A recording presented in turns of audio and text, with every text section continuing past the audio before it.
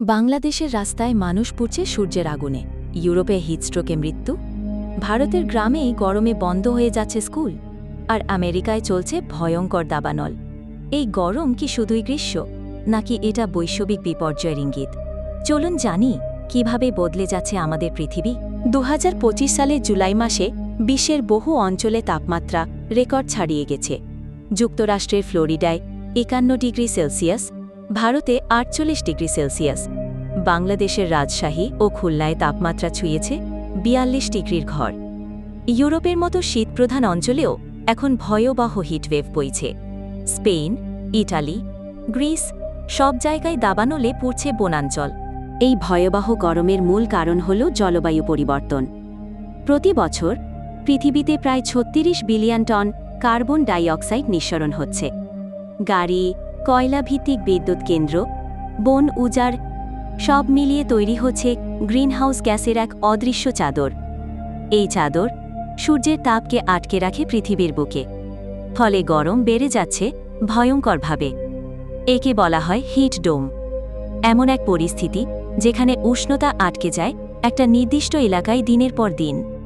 তাপপ্রবাহ শুধু গরমই নয়, এটা মানুষের শরীর, খাদ্য উৎপাদন ও অর্থনীতির ওপর মারাত্মক প্রভাব ফেলে।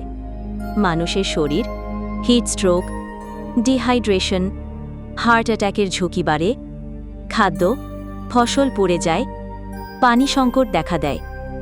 অর্থনীতি, কাজ বন্ধ, বিদ্যুৎ চাহিদা বেড়ে যায়, দাম বাড়ে।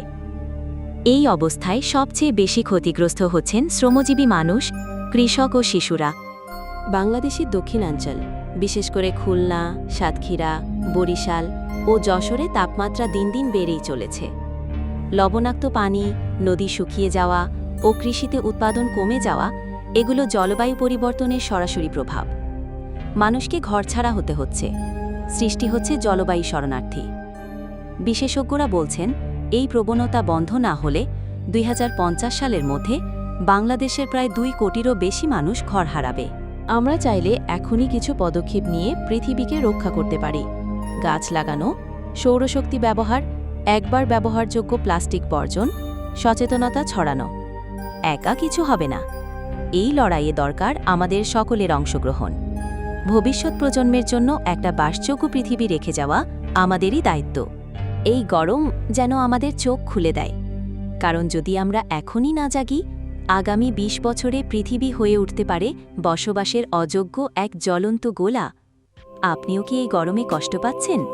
নিচে কমেন্টে লিখুন আপনার অভিজ্ঞতা, আর ভিডিওটি শেয়ার করুন যাতে সবাই সচেতন হতে পারে।